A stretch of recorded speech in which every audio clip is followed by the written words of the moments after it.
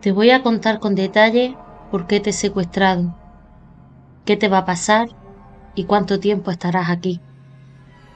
Ahora, obviamente, estás aquí en contra de tu voluntad, totalmente indefensa. No sabes dónde estás, no sabes qué te va a pasar. Estás asustada.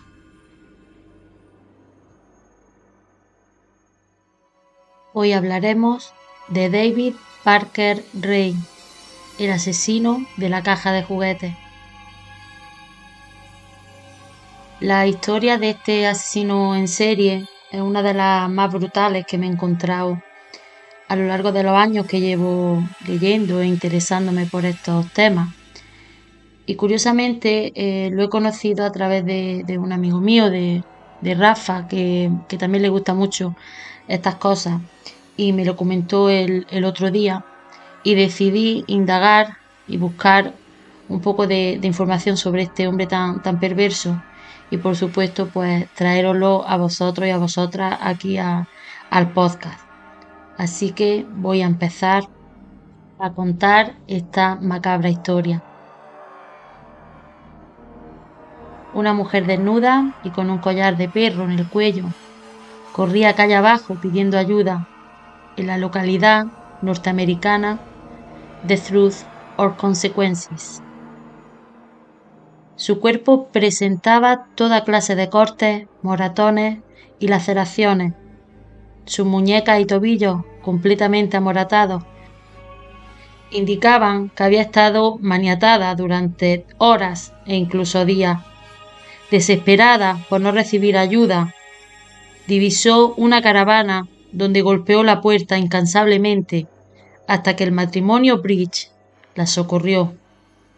Aún en estado de shock, Cynthia narró a la pareja el infierno que había pasado en el remolque de un tráiler totalmente equipado para la tortura, un tráiler que pertenecía a David Parker Ray.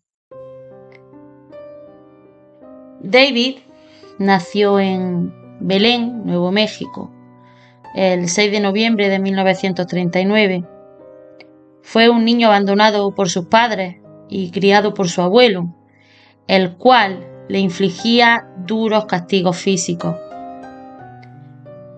Esta manera de educar hizo que David se convirtiera en un niño retraído y con pocos amigos, llegando incluso a ser acosado frecuentemente. Aquella forma de aleccionar mediante paliza llevó a David a ver los golpes como algo cotidiano e incluso necesario. De ahí que consumiese pornografía dura desde joven y una gran fascinación por el sadomasoquismo. Pese a que nunca fue un buen estudiante, logró graduarse en 1957. 2 años después se casó e ingresó en el ejército de los Estados Unidos. Pero al poco tiempo su matrimonio fracasó. Parece ser que la forma en la que David entendía el placer sexual no cuajó con su pareja y se divorciaron en 1961. Algo totalmente entendible que esta mujer no aguantara a este hombre durante mucho tiempo más. Poco después contrajo matrimonio de nuevo, pero un matrimonio que solo duró 6 meses por el mismo motivo que he mencionado antes. En 1966 se casó con Glenda, con la que tuvo una hija, Glenda Jean, a la que todos llamaban Jessie. Pero este matrimonio pues tampoco terminó de cuajar y se separaron. Fue a partir de aquí que empezaron los secuestros y las primeras víctimas. David estaba muy interesado en la anatomía humana, en la tortura, en el sado, y para esto compraba muchos libros referentes a estos temas, no solo como tortura física o todo enfocado a lo físico, sino también psicológico, y a partir de esto escribió su propio manual para el torturador. algo totalmente espeluznante. Comenzó a secuestrar y asesinar a jóvenes durante la década de los 70. Para ello, acondicionó el remolque de un camión, lo remodeló e incorporó en su interior todo el instrumental necesario para la tortura, algo escalofriante.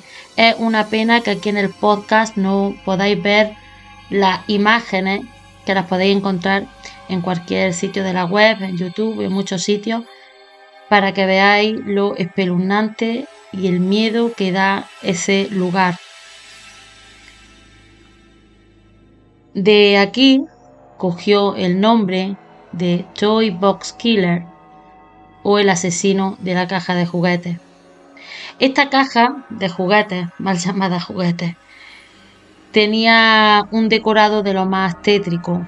Del techo colgaba un candelabro con forma de cráneo.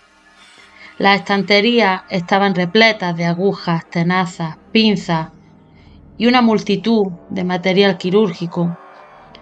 Al fondo de este habitáculo había una cama obstétrica donde inmovilizaba a sus víctimas. También había látigos, correas, cadenas, poleas, sierras, cinta americana. Había construido una auténtica caja de la muerte.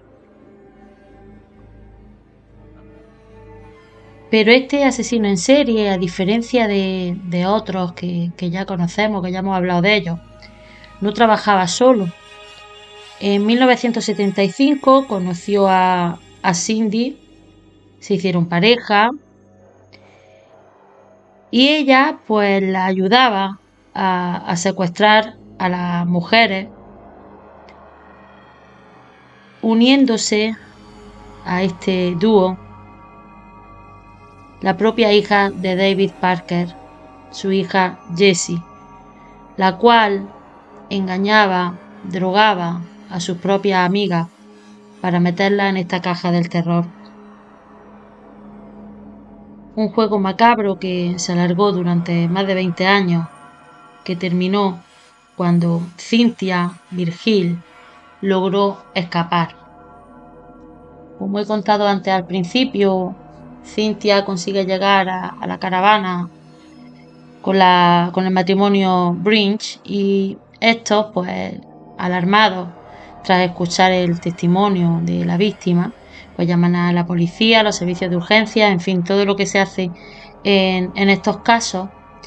Y ella fue contando poco a poco cómo había sido secuestrada, cómo la habían violado, cómo la habían torturado durante 3 días y cómo pudo escapar tras un descuido de Cindy y un forcejeo con Jessie.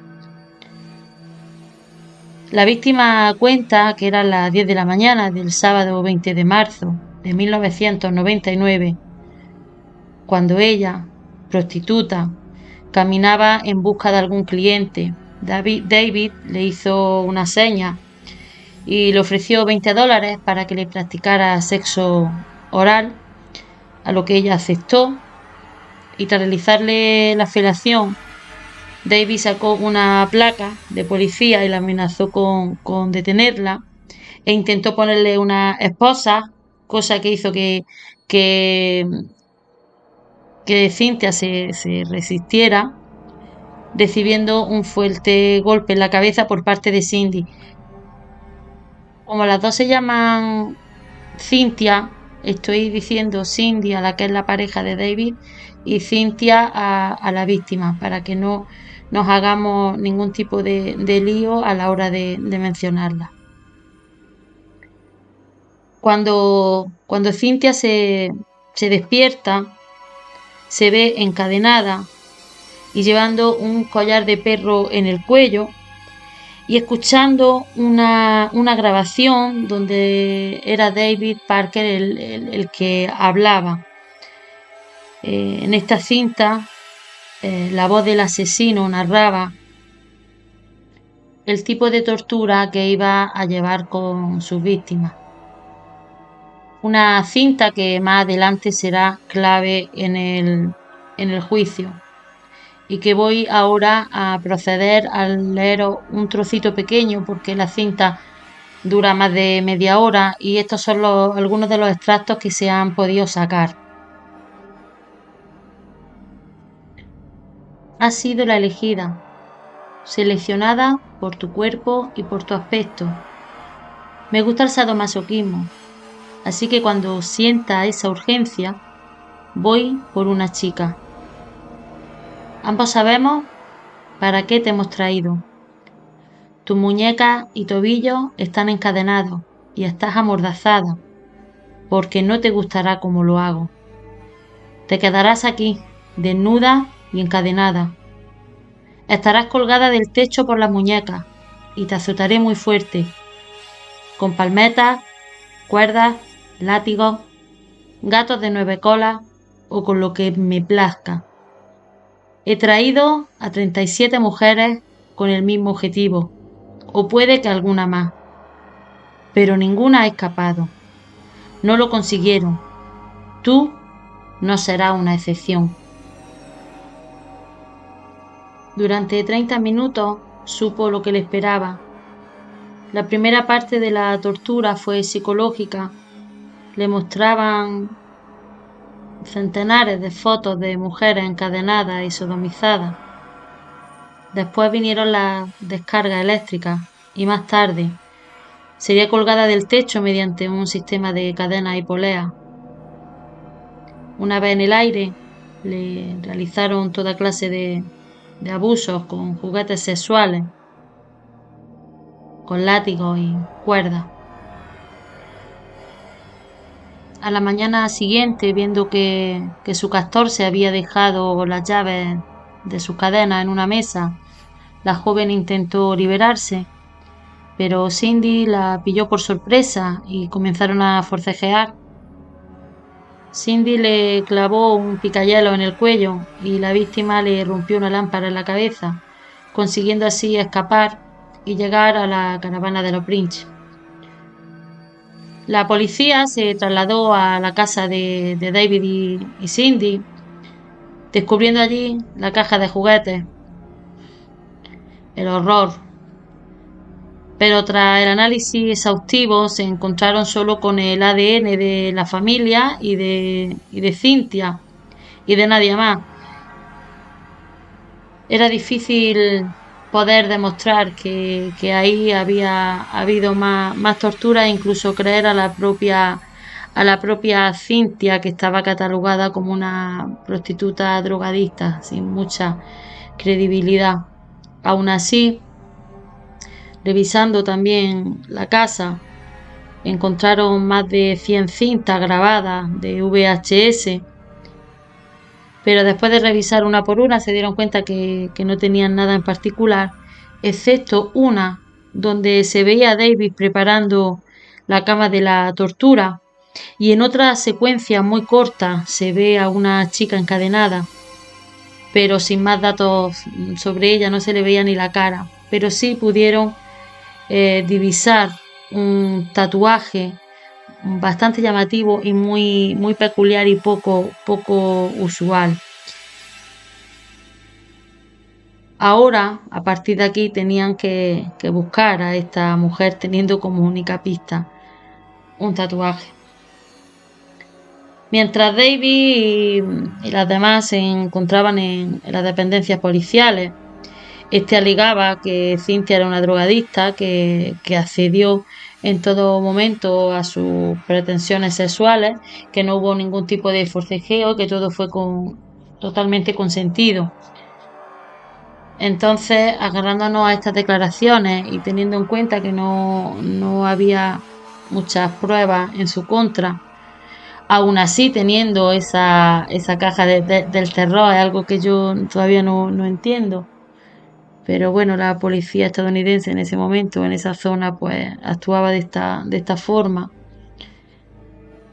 Pues necesitaban tener pruebas de todo lo que se realizó en ese tráiler, en ese remolque, porque aunque parezca increíble, de verdad, y pese a las muestras físicas y todo lo que narraba Cynthia no se le creyó.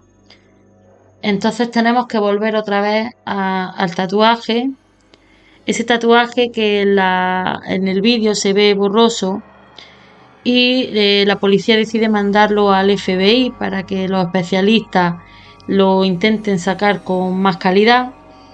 Una vez hecho ese trabajo, empezaron a difundirlo por los medios y una persona lo reconoció y mandaron a los agentes a la casa de la chica que tenía ese tatuaje.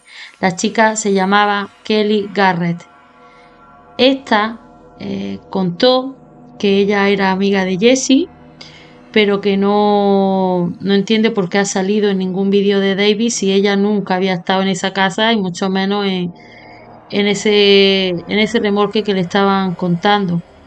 Estaba claro, o eso parecía, que Kelly no recordaba absolutamente nada de aquellos momentos. Lo que sí les dijo es que tenía unas pesadillas muy recurrentes en las que ella se veía maniatada con cinta americana y que desde que tiene esas pesadillas no puede estar cerca de una cinta americana. Parece ser que, bueno, que esas pesadillas recurrentes que ella iba teniendo pues no era otra cosa que la propia realidad que ella había vivido. Mientras interrogaban a Kelly por un lado, volvieron a registrar en la casa de David Parker para encontrar la famosa cinta que Cynthia decía que le habían puesto momentos antes de la tortura. Esa cinta la encuentran, puede ser una prueba clave en el juicio para creer en su testimonio.